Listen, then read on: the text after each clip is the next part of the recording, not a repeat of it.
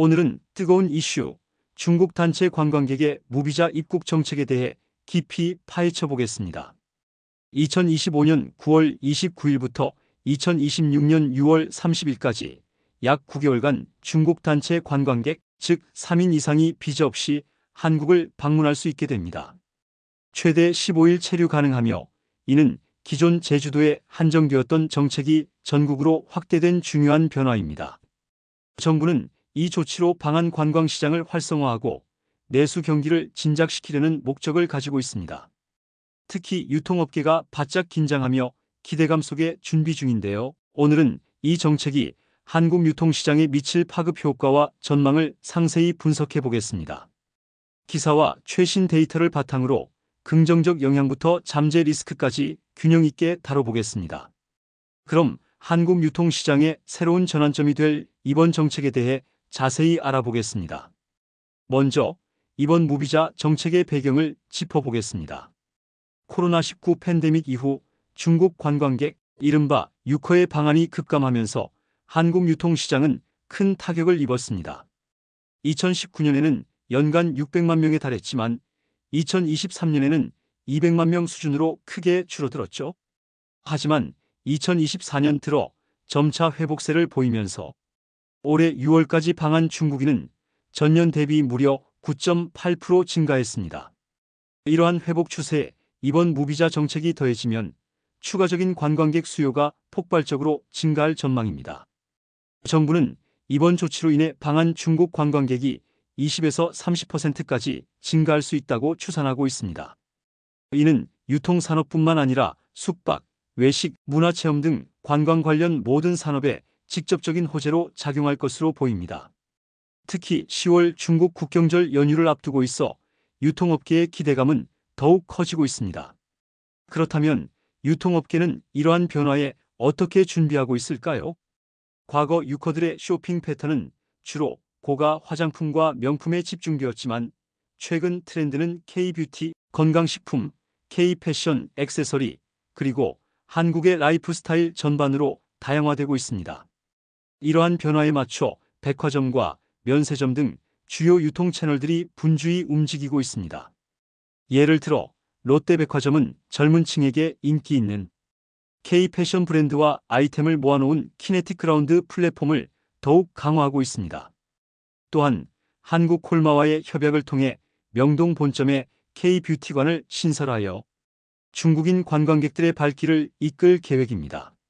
신세계백화점 역시 추석 연휴 전후로 글로벌 쇼핑 페스타를 개최하여 패션, 코스메틱, 건강식품 등 다양한 품목에 대한 프로모션을 진행할 예정입니다.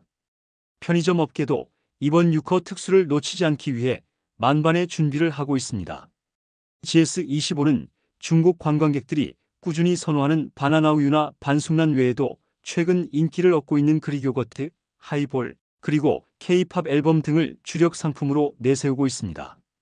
더 나아가 중국인 관광객을 위한 K-편의점 가이드북을 특별히 제작하여 배포할 예정입니다. 세븐일레븐은 한국을 상징하는 태극기 모티브의 열쇠고리나 보조 배터리 같은 기념품 라인을 강화하여 소액 구매를 유도하고 있습니다. 이처럼 유통 채널 전체가 유커의 변화된 취향을 반영하여 상품 품목을 넓히고 맞춤형 서비스를 제공함으로써 관광객들의 소비 심리를 자극하고 있습니다. 특히 면세점 업계는 이번 무비자 정책의 최대 수혜자로 꼽히고 있습니다. 면세점은 부가세와 관세 면제라는 강력한 가격 메리트를 가지고 있으며 대형 버스 주차와 같은 단체 관광객을 위한 인프라가 잘 갖춰져 있어 단체 관광객에게 최적화된 쇼핑 장소입니다. 롯데면세점은 중국 충칭, 우한, 칭다오 등 2선, 3선 도시의 에이전트들과의 관계를 강화하기 위해 현지 출장을 계획하고 있으며 스타일비뉴를 리뉴얼하여 더욱 다양한 체험형 콘텐츠를 제공할 예정입니다.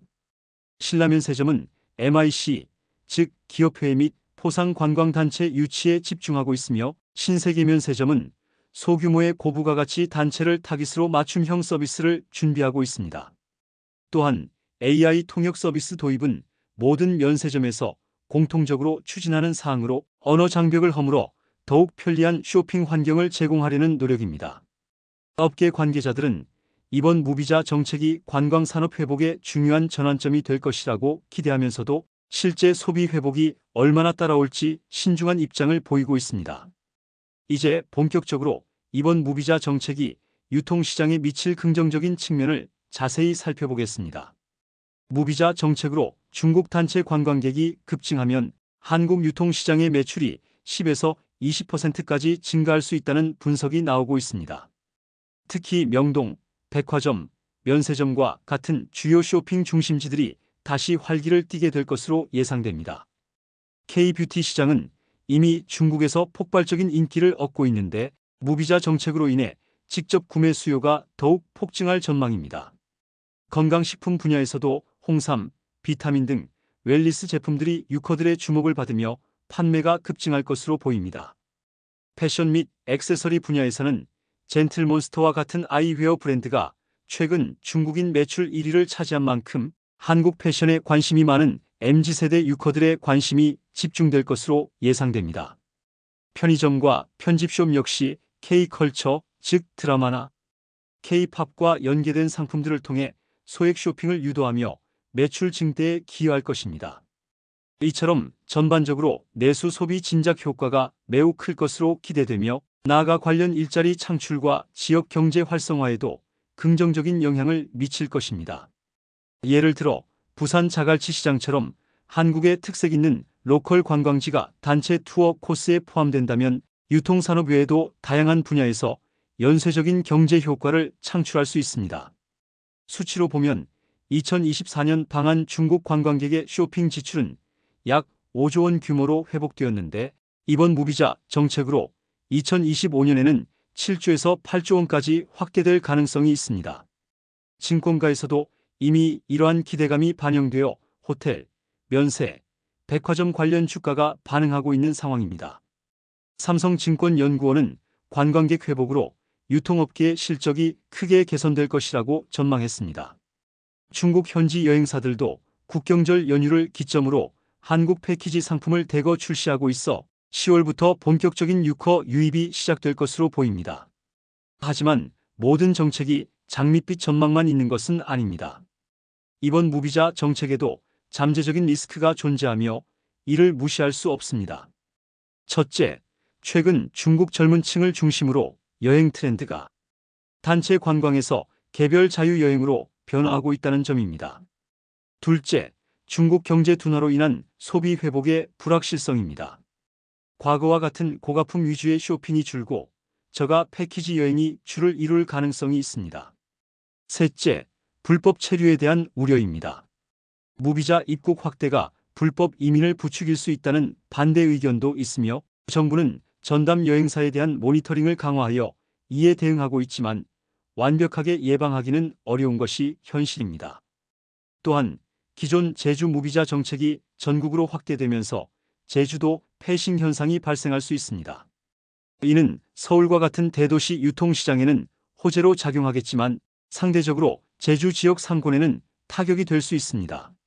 마지막으로 에이펙 정상회의와 시진핑 주석의 참석 여부도 중요한 변수로 작용할 수 있습니다.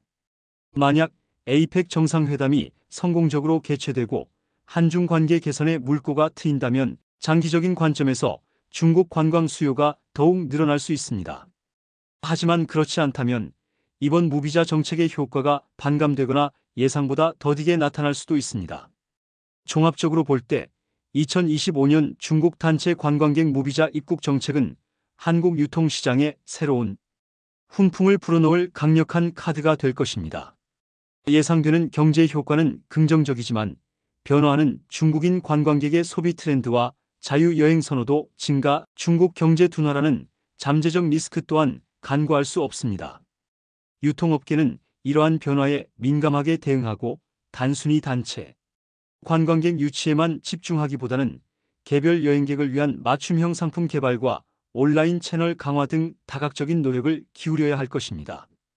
정부와 지자체 역시 지역 경제 활성화, 불법 체류 방지, 그리고 지속 가능한 관광 생태계 구축을 위한 장기적인 비전을 가지고 철저히 준비해야 할 것입니다. 감사합니다.